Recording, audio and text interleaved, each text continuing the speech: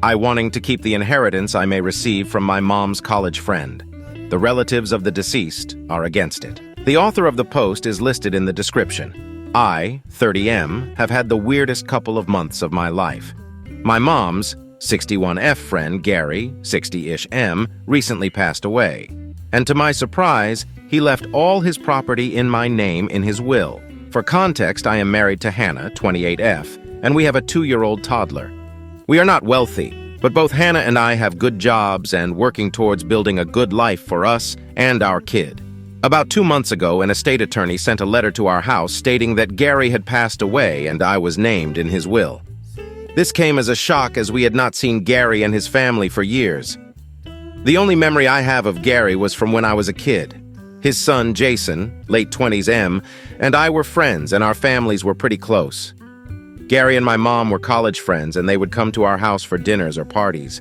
Jason and I were of similar age, and I remember Jason following me around the house and us playing video games in my room while the grown-ups had fun downstairs. When I was around 10, they moved out of our town and I never saw them again. This is the first time in years I have thought about Gary or Jason. I initially thought the letter was a scam letter, but after reading Gary's name on the letter, I called my mom to ask if he was the same Gary who was her friend. She confirmed that the name was the same. I decided to schedule a Zoom call from the estate attorney. The estate attorney, who is also the executor of the will, told us that Gary named me in his will and left me his house, close to $1.5 million in value, and around $800K in other assets. This was a shock as I have no relation to him, and there is no reason why he would even remember me. The executor mentioned that Jason wants to get in touch with me, and if I can provide my contact information to him. I of course agreed as I wanted to understand what was going on. I talked to Jason via Zoom call. Jason and his wife joined the call. I asked him about Gary and what was going on. Jason told me that Gary and his mom divorced right around the time they moved out of our town. His mother got the primary custody, and he used to spend weekends at Gary's place. However, after a year or so, Gary started slowly pulling out of his life and met him maybe a few times every year. Gary then moved to a different town, and they had very limited contact except for holiday greetings and a few phone calls every year. Jason mentioned that Gary lived alone and did not marry again. Jason is his only living next of kin. Jason's mom has already passed away. Jason also came to know about Gary's death via the estate attorney's letter. The estate attorney told Jason that Gary had left $100K for Jason in his inheritance. Jason asked him what he did with the rest of his estate, and the attorney told him that I was named as the beneficiary. Jason asked me if I had been in touch with Gary over the last few years, and I told him no. Jason asked me if there was any reason why I would be listed as the beneficiary, and I told him that I was not aware of any. My head was spinning, and I thought that maybe I was related to Gary in some way, like he secretly is my bio dad or a sperm donor. I talked to my mom about it, and she told me that I am in no way related to Gary. I asked her why he would leave me his inheritance, and my mom said she could not think of a reason why. She said that she never dated Gary and they were just good friends from college. She insisted that my dad was my real dad. My dad passed away 3 years ago, hence I cannot do a paternity test. The money is life-changing for me. It will give my family a head start on so many things we want to do. I know Jason plans to challenge the will, as it makes no sense why it should go to me and not his biological son. My mom also feels that I shouldn't accept it as we had nothing to do with Gary for the last 20 years, and it has to be a mistake why he left me the money. Me and my wife, however, want to claim it as we are the real beneficiaries.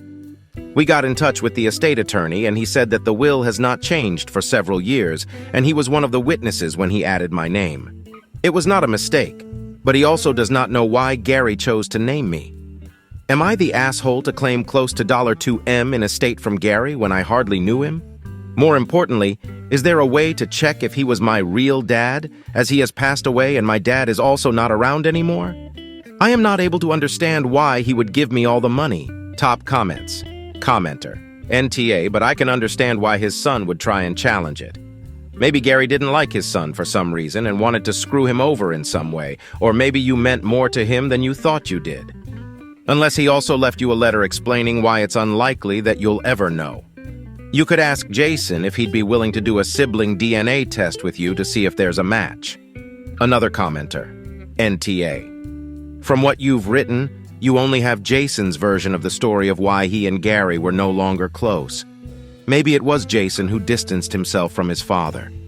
Maybe Gary tried to reconcile with his son, but Jason ignored every overture Gary made. Maybe Jason isn't Gary's son at all, in which case a sibling DNA test won't clear up any questions of your paternity. You'll never know the reason, but clearly Gary wanted you to inherit his house and fortune. Honor his wishes and enjoy your life. Update.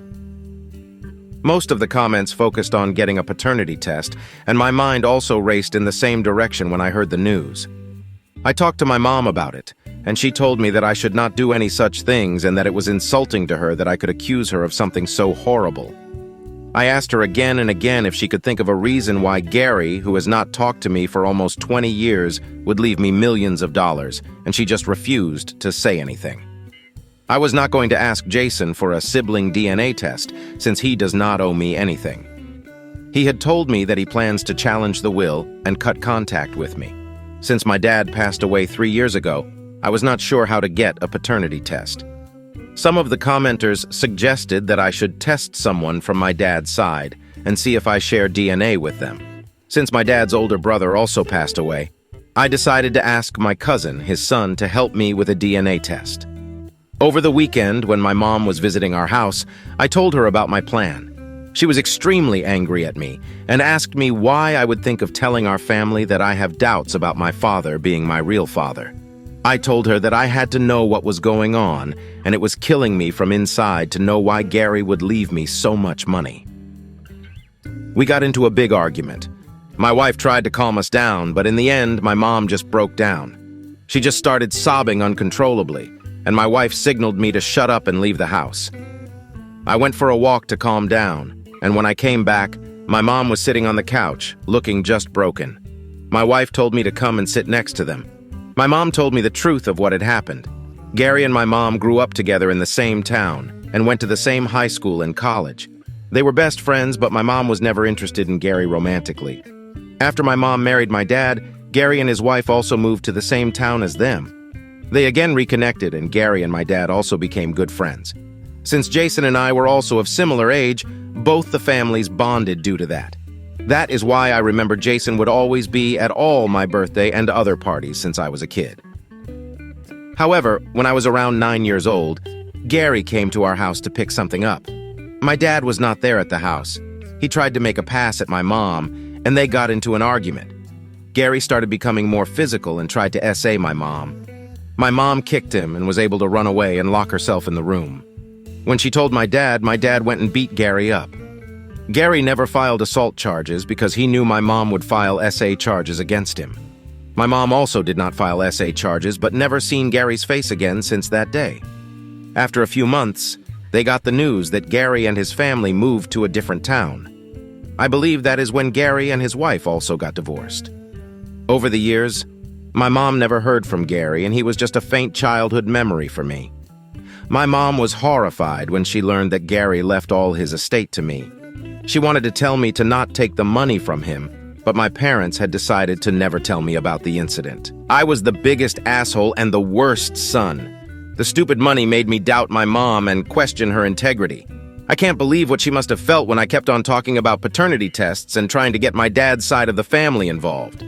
Gary giving me all his estate was just his way of forgiving himself for the horrible thing that he did. However, I was not going to give him that satisfaction. I decided to disclaim the inheritance. I do not want a single penny from that fucker, and I hope he rots in hell. Edit. I know a lot of you feel $2.5 million is a lot of money. For context, my parents, Mom, are also wealthy, and I am their only son. Also, I value my relationship with my mom and do not owe anything to Gary. If he was my father, he should have written that in his will and not put my mom through the horror of explaining the situation to me. My wife and I also live comfortably, and it was our joint decision. I have already decided to disclaim the inheritance and will not be taking the paternity test or looking into this issue further. Top comments. Commenter. Stop. No offense, but your mom's story doesn't make any sense to me. Get the test done because I think she is lying to you. The only other people who could verify the story are dead. A bit too convenient if you ask me. Why would your mother lie to you? Because she is ashamed of what she did and would rather you lose out of $2.5 million than face the truth. Commenter, get the test. Pretty sure your mom's story doesn't add up. Next story. I listened to my brother and I shouldn't have. The author of the post is listed in the description. I met my ex-wife Kelly when we were in college when she asked me for some notes one day. We had been sitting next to each other for weeks without a word until then. We started dating and got serious pretty quickly, which upset my younger brother, Robert. Robert was about 16 when I started dating Kelly, and you could tell that he had a bad crush. She was always nice and took it in stride.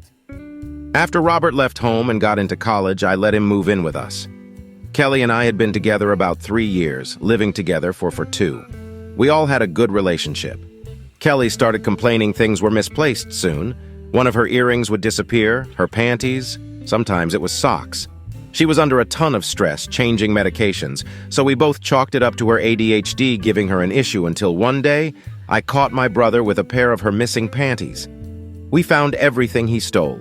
We kick him out and he goes to live with my parents again and begs for forgiveness and decides to go to therapy.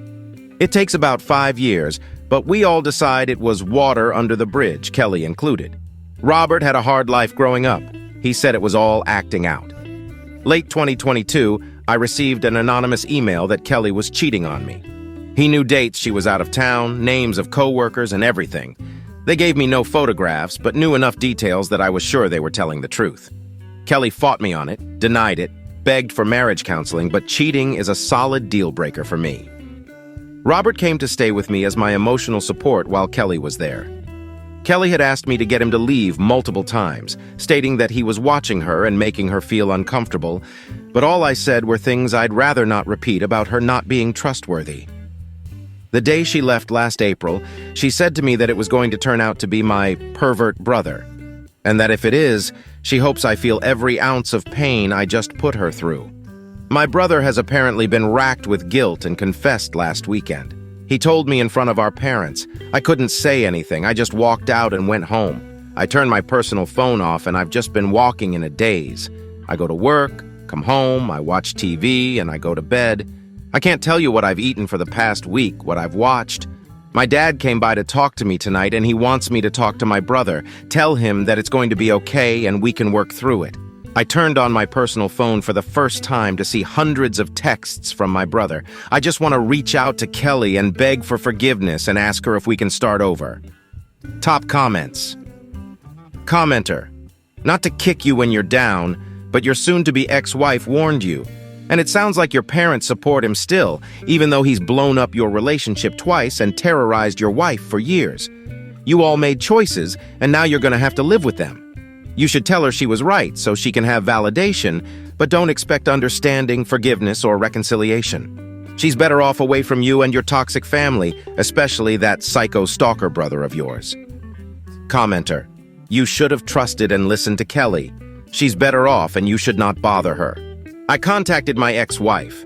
I vented on Reddit about finding out that my brother faked that my wife had an affair on a business trip. I'd been in a daze since I found out. I kept reading that everyone said leave Kelly alone, but I sent her an email to where we had been communicating about little things that popped up, and then I went to bed. I apologized, told her that I know I can't mend things, but that she was right, and that Robert was out of my life and probably my parents too.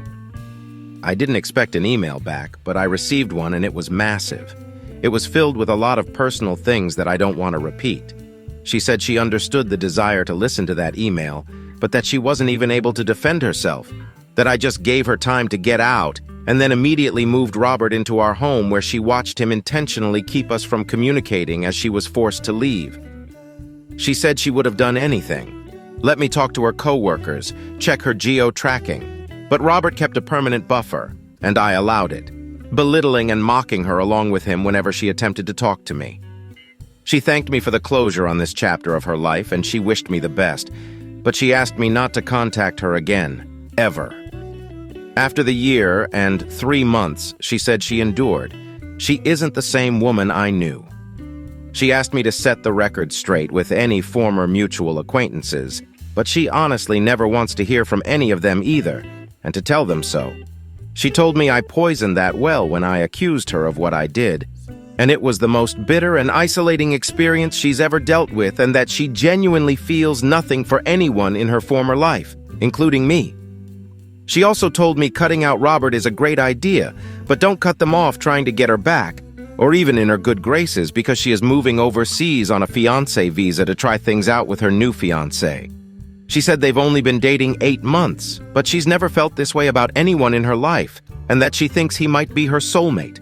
She told me to learn from my mistakes with her and to find someone to love more than I loved her. It crushed me to see the word soulmate. She used to tell me all the time she thought I was her soulmate. I called my dad yesterday morning after reading the email, and I told him that I am not going to comfort Robert. He ended my marriage through lies, made me a liar to all of my friends, and isolated and hurt one of the most loving, loyal people on the planet who tried so many times to help him. My relationship with Robert is over, and I told him that if he has a problem with that, my relationship with him is over too. My dad told me he understood truly how bad it was once I broke it down that way. I'm going to put in a transfer request at work tomorrow. I live on the West Coast. Maybe I'll head to the East Coast. I'm going to get a change in scenery, a therapist, and figure myself out. Top comments. Commenter: I'm glad she found her soulmate. I hope she can heal from the pain you put her through. Another commenter: I'm sure you are feeling pretty down about this response, but it sounds to me like she got her life together after you pulled the rug right out from under her and is on the right path. I'm happy for her and glad she found someone who will treat her with the respect she deserves. You, however, need to do some serious soul-searching and ask yourself why you were so quick to believe these lies. I'm sure some simple replies to the email asking for additional details would have caused the whole scheme to fall apart. And why you didn't respect your own wife enough to listen to her. You've got a lot of work to do on yourself before you even think of embarking on another relationship. How do you like this story? Write your opinion in the comments. Let's get 1,000 subscribers on this channel. Love you.